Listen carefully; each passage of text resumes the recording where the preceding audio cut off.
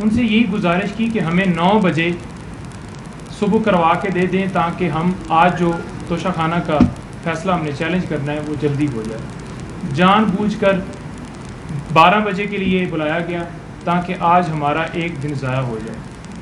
12 بجے میں وہاں پہنچا، 12:30 بجے انہوں نے کہا کہ اب 12:30 بجے آپ آ جائیں۔ 1 گھنٹہ ایک کمرے میں علیحدہ مجھے بٹھائے رکھا اور 1 گھنٹے کے بعد آگے ڈپٹی سپرنٹینڈنٹ کے کمرے میں لے گئے۔ اس سے پہلے انہوں نے ان کو کپڑے وغیرہ وہ تیاری کروا کے تاکہ مجھے محسوس ہو کہ وہ ٹھیک ہیں۔ تو وہ آئے ہیں، تقریباً 1:30 بجے ملاقات شروع ہوئی ہے اور تقریباً کوئی 2.25 گھنٹے ملاقات جاری رہی ہے۔ ملاقات کے اندر انہوں نے بتایا ہے کہ مجھے نہ یہاں پہ کوئی فیسلٹی موجود نہیں ہے، نہ ایئر کنڈیشن ہے جو کہ ایک سابقہ وزیر اعظم ہے، قانون کے مطابق ایک کلاس ان کا حق ہے، نہ کولر پنکھا ہے، خالی صرف پنکھا ہے، اور وہاں پر پوزیشن یہ ہے کہ جو واش روم ہے وہ اوپن ہے اور واش روم کا شاور بھی خراب ہے۔ دن کو انہوں نے کہا کہ بہت زیادہ مکھیاں ہوتی ہیں یہاں پر اور رات کو کیڑے ہوتے ہیں۔ رات کو بارش ہوئی ہے اور پانی اس بیرک کے اندر آ گیا، چھوٹا سا کمرہ ہے، نماز پڑھنے میں بھی انہیں تکلیف ہے۔ اس کے ساتھ انہوں نے بتایا کہ میں نے کھانے کے حوالے سے پوچھا اور انہوں نے بتایا کہ کھانا جو ہے وہ مجھے دال وغیرہ مجھے اس کا کوئی ایشو نہیں ہے، میرا صرف ایک میسج ہے کہ یہاں پر 2 راستے ہیں، یا آزادی یا غلامی۔ مجھے اگر یہ ڈی کلاس میں بھی رکھ دیں تو مجھے کوئی فرق نہیں پڑتا، میں ڈی کلاس میں بھی رہنے کے لیے تیار ہوں، لیکن کیونکہ تم پوچھ رہے ہو تو میں تمہیں بتا رہا ہوں کہ اس طرح سے مجھے کر رہے ہیں۔ قرآن پاک مجھے پڑھنے کا موقع مل گیا اور میں وہ پڑھ رہا ہوں، عبادت کر رہا ہوں، لیکن ان سے جتنا ہو سکتا ہے یہ اتنا کر رہے ہیں میرے ساتھ۔ جان بوجھ کے ایک پوری پلاننگ کے تحت مجھے دوبارہ گواہ کیا گیا۔ پہلے انہوں نے کہا کہ 9 مئی کو کیا اور آج پھر اسی طرح گواہ کیا۔ وہ کیسے کیا کہ میں نے خود کہا ہے کہ میں آنے کے لیے تیار ہوں، دروازے توڑ کے یہ بشرا بی بی کے کمرے تک یہ توڑنے کی کوشش کی اور اندر گھس گئے، بی بی کے موبائل بھی لیے انہوں نے اور پورے کمروں کی تلاشی لیے، سارے توڑے ہیں شیشے۔ انہوں نے کہا ہے کہ آپ نے اس کے اوپر لیگل ایکشن لیتے ہوئے ان کے خلاف کارروائی کرنی ہے اور ان کے خلاف جو ہے میڈیا کے اوپر بتانا ہے کہ انہوں نے کیسے کیا۔ ان کے گارڈ جو ہیں ان کے حوالے سے انہوں نے میسج دیا ہے کہ وہ بالکل بتائیں کہ میرے گارڈز کو، میرے جو ساتھ سٹاف تھا ان کو گرفتار کر کے لے گئے۔ 1 بجے گرفتاری کی ہے اور ایف آئی آر دے رہے ہیں 4:20 کی۔ وہ صرف اور صرف اس لیے دے رہے ہیں 4:20 کی ایف آئی آر تاکہ وہ اس چیز کو کور کر سکیں کہ وہ جو آرڈر آیا تھا تو فوراً جو واٹس ایپ والا وہ سارا بن رہا ہے کہ آپ کو واٹس ایپ کے ذریعے بھیجا گیا، درمیان میں پوری اپروول ہوتی ہے کہ اگر جج صاحب نے شارٹ آرڈر دیا ہے تو وہ فوراً آئی جی صاحب کو بھیجیں گے وارنٹ کے حوالے سے، اور وہ پھر آگے ڈپٹی کمشنر کو کہیں گے، پھر وہ ہوم سیکرٹری جو پنجاب ہے اور وہاں کا جو متعلقہ تھانہ ہے اس کے اندر آمد ڈال کے اور پھر آگے جا کے انہوں نے گرفتاری کرنی۔ 100 بندہ، اس سے زیادہ لوگ تھے، اور انہوں نے کہا کہ مجھے وہاں سے پہلے انہوں نے کہا کہ آپ کو اڈیالہ جیل لے کے جانا۔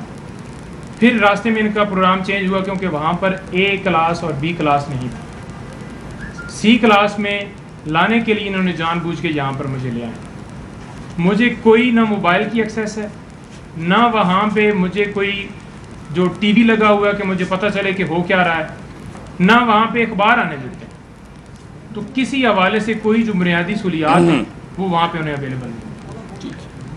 تو لہٰذا آج ان کی طرف سے بالکل کھلا میسج ہے کہ میں ہر طرح سے تیار ہوں، جتنی دیر مجھے ساری زندگی بھی رہنا پڑے میں رہنے کے لیے تیار ہوں، لیکن اس کے ساتھ ساتھ ہم نے وہاں پر ایک اپلیکیشن بھی فائل کر دی ہے آج سپرنٹینڈنٹ صاحب کو، جو کہ کل شیر افضل مروت صاحب نے آج ایک پٹیشن فائل کی ہے، ہائی کورٹ میں لگی ہے، اسی کے طرح کی ایک اپلیکیشن سپرنٹینڈنٹ صاحب کو کی ہے کہ جو پارٹی کے سربراہان ہیں یا لیگل ٹیم ہے اور ڈاکٹر، ابھی تک کوئی ڈاکٹر جو ہے ہماری طرف سے وہاں پر اس کو ایکسیس نہیں ہوئی، سوائے میرے کوئی بندہ وہاں پر مل نہیں سکا۔ وہاں پر انہوں نے اس طرح سے اظہار بنایا ہوا ہے کہ مجھے پولیس والی گاڑی میں گیٹ سے لے کے گئے اور 1 کلومیٹر پیدل چلایا وہاں پر، اور میری تصویریں کھینچتے گئے جگہ جگہ پہ۔ پھر مجھے جا کے انہوں نے ملاقات کروائی 1 گھنٹے کے بعد۔ یہ صورتحال تھی اندر کی۔ مزید میں نے اس سے پہلے ویڈیو کے اندر سارا بتایا، شاہ صاحب بھی موجود ہیں، اور یہ صورتحال ہے۔ ہم نے اپلیکیشن فائل کی ہے، ہماری صرف استدعا ہے کہ خان صاحب کو بنیادی جو ان کے قانون کے مطابق ان کو 1 کلاس جو ان کا حق ہے وہ دیا جائے، اور پٹیشن کے اوپر وہ بھی ہماری صدا ہوگی کہ جلدی سے جلدی فکس کر کے اس کے اوپر جو بھی فیصلہ ہو۔ دیکھیں جیل انتظامیہ کا رویہ ہمارے ساتھ تو ٹھیک ہے، لیکن ان کو جو ڈائریکشن ہے اس کے مطابق وہ ان کے ساتھ جو زیادتی ہے وہ کر رہے ہیں، وہ جتنا ان کے ساتھ ہو سکتا ہے وہ اتنی زیادتی کر رہے ہیں۔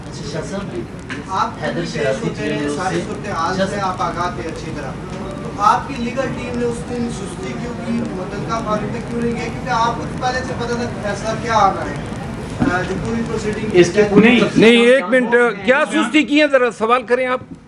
اگر بر وقت پٹیشن فائل کی جاتی کیونکہ یہ پری پلان تھا جس طرح گرفتاری ہوئی، ہفتہ تھا، ہفتے کو ہائی کورٹ بند تھی۔ اچھا شاہ صاحب اس کو چھوڑیں، ہم تفصیل سے باقی باتیں جی آپ بتائیں۔ شاہ صاحب آپ ہم نے کوشش کی ہفتے کو نہیں۔ سیاستدانوں پہ ایک تلوار لٹکائی جا رہی ہے، سابق وزیر اعظم کو اگر توشہ خانہ کیس میں اس طرح ناحق کیا جا سکتا ہے تو باقیوں نے بھی خریدے ہوئے ہیں، تو کیا اس حوالے سے آپ نہیں سمجھتے باقی سیاستدانوں کے لیے بھی یہ راستہ ہموار کیا جا رہا ہے کہ اس کو ایک مثال بنا دیا جائے اپنے راستے سے ہٹانے کے لیے؟ باقی سیاستدان تو مدعی ہیں، باقی سیاستدان تو وہ اقتدار میں بیٹھے ہوئے ہیں، ایک تو یہ ہے، دوسرا یہ کہ الیکشن اس کو ڈیلے کیا جا رہا ہے، الیکشن اگر ڈیلے کرنے کے لیے کچھ کیا جاتا ہے تو آپ کی پارٹی کرے گی کیا اس کے لیے؟ دیکھیے ہم تو قانونی چارہ جوئی کر سکتے ہیں نا، اور ہم نے کی ہے۔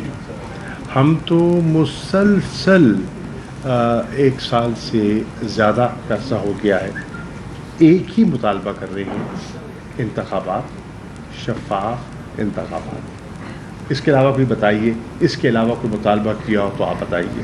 ایک ہی مطالبہ ہے، انتخابات، کیونکہ ہم دیانتداری سے سمجھتے ہیں کہ شفاف، فری، فیئر، کریڈیبل الیکشن ہی ملک کو آگے بڑھا سکتے ہیں۔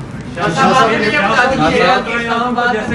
سوشل میڈیا والے باہر کر لیں، سوشل میڈیا والے باہر آ